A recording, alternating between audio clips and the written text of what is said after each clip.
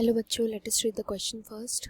Question है यहाँ पे एजर्शन रीजन टाइप का। हमें बताना है कि एजर्शन रीजन करेक्ट है या फिर नहीं है, एंड इफ जो रीजन यहाँ पे दिया गया वो एजर्शन का करेक्ट एक्सप्लेनेशन है या फिर नहीं है। एजर्शन बोल रहा है prophase which is the first stage of karyokinesis is longest among all its stages, and reason बोला गया है prophase is characterized by condensation of chromosomes only. तो यहाँ पर जो की कॉन्सेप्ट यूज किया जाएगा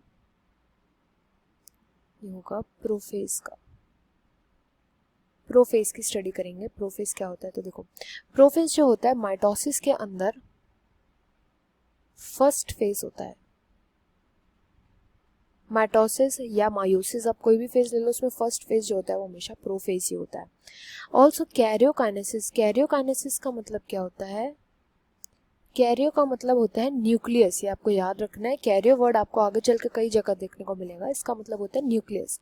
एंड काइनेसिस का मतलब होता है डिवीजन, मतलब कि जब न्यूक्लियस का डिवीजन हो रहा होता है। अभी साइटोप्लाज्म में कोई छेड़खानी नहीं कर रहे, हम केवल न्यूक्लियस का डिवीजन कर रहे हैं। तो न्यूक्लियस के डिवीजन के टाइम पर जो फर्स्ट फेज होता है वो होता है प्रोफेज हमारा।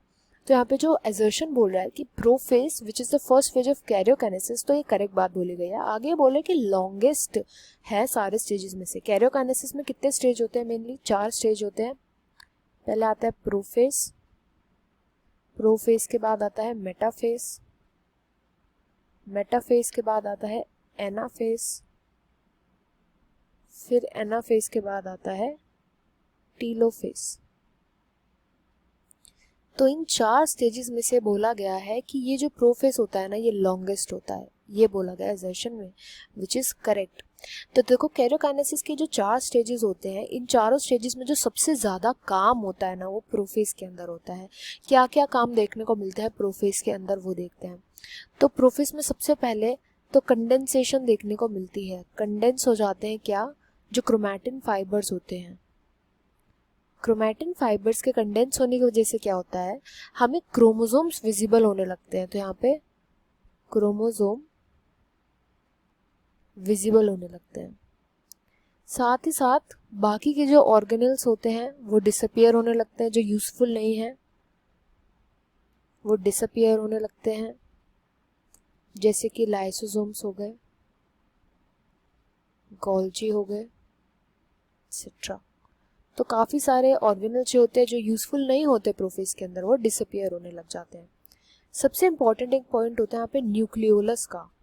न्यूक्लियोलस के अंदर ही तो प्रेजेंट होता है हमारा डीएनए। तो ये न्यूक्लियोलस जो एनवलप होता है हमारे न्यूक्लियोलस, ये भी डिसअपियर हो जाता है, डिसइंटीग्रेट कर जाता है at the time of division, at the time of prophase. तो कहाँ पे ये डिसअपियर करता है? ये प्रोफेज के टाइम पर डिसअपियर होने लगता है।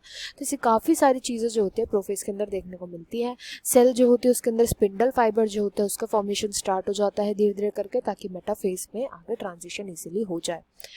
तो सेल जो होती है काफ़ी सारी चीज़ों को असेंबल करना स्टार्ट कर देती है। माइटोटिक फाइबर्स जो होते हैं वो वहाँ पे बनने लग जाते हैं। तो इसलिए प्रोफेज जो होता है ना, ये मेन रीज़न होता है कि ये बहुत लंबा स्टेज होता है। इधर सेल को काफ़ी सारा काम करना पड़ता है, इसलिए इसको टाइम बहुत ज़्यादा लग जाता है। तो एजर्शन जो है यहाँ पे बोला गया है, एजर्शन तो हो जाएगा करेक्ट। अब यहाँ पे रीज़न बोला गया है कि prophase is characterized by condensation of chromosomes only, कि यहाँ पे केवल और केवल क्रोमोसोम्स का कंडेंसेशन होता है, विच इज रॉन्ग। यहाँ पे और भी बहुत चीज़ें होती है जो मैंने यहाँ पे लिखी हुई है। यहाँ पे केवल और केवल कंडेंसेशन नहीं होता क्रोमोसोम का।